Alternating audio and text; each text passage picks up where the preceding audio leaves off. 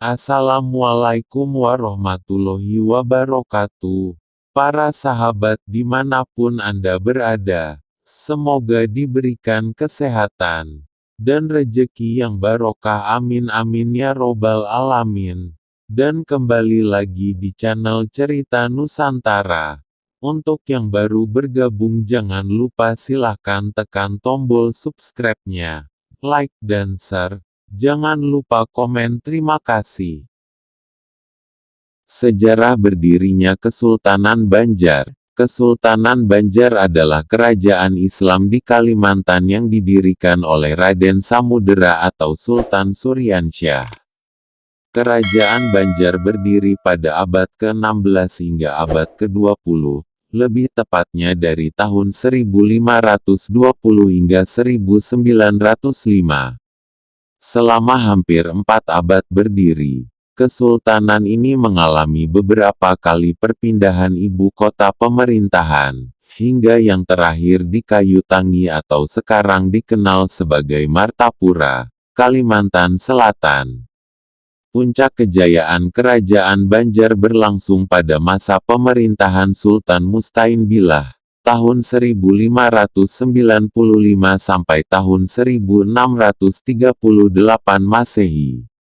Di bawah pemerintahan Sultan Mustain Billah, Banjar menjadi bandar perdagangan besar dengan komoditas utamanya terdiri dari lada hitam, madu, rotan, emas, intan, damar, dan kulit binatang. Sedangkan wilayahnya berhasil diperluas hingga Sambas, Lawai, Sukadana, Kota Waringin, Pembuang, Sampit, Mendawai, Kahayan Hilir, Kahayan Hulu, Kutai, Pasir, Pulau Laut, Satui, Asam-Asam, Kintab, dan Swarangan.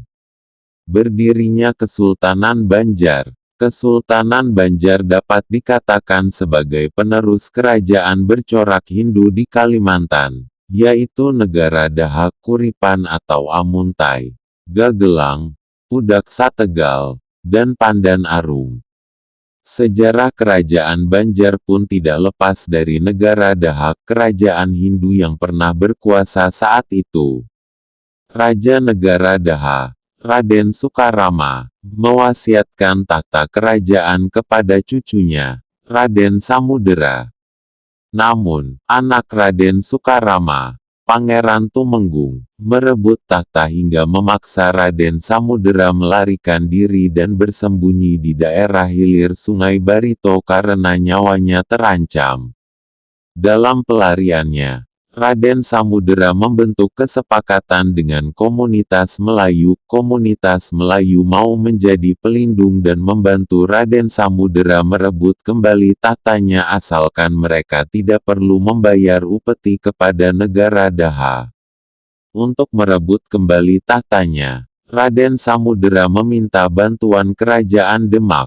Sultan Demak setuju dengan permintaan tersebut, asalkan Raden Samudera dan pengikutnya mau memeluk agama Islam. Setelah sepakat, penyerangan dilakukan dan Raden Samudera berhasil merebut tahtanya kembali. Pada 1526, Raden Samudera memindahkan rakyat negara Daha ke Kuin, Banjarmasin, sebagai pusat pemerintahan dan mengukuhkan dirinya sebagai penguasa Kesultanan Banjar dengan gelar Sultan Suryansyah. Setelah Sultan Suryansyah wafat pada 1545, tahta kerajaan kemudian diambil alih oleh Sultan Rahmatullah, yang berkuasa antara tahun 1545 sampai tahun 1570 Masehi. Sistem pemerintahan Kesultanan Banjar masih mengikuti pendahulunya, negara Daha. Jabatan raja diturunkan pada keturunannya atau pewaris yang sah, sedangkan jabatan tertinggi setelah raja adalah Perdana Menteri yang bergelar Mangkubumi. Melihat sejarahnya, pengaruh agama Islam oleh Hatib Dayan dari Kesultanan Demak di Banjar menjadi sangat dominan. Hal ini terbukti dari peninggalan Kesultanan Banjar berupa masjid yang memiliki ragam arsitektur menyerupai Masjid Agung Demak.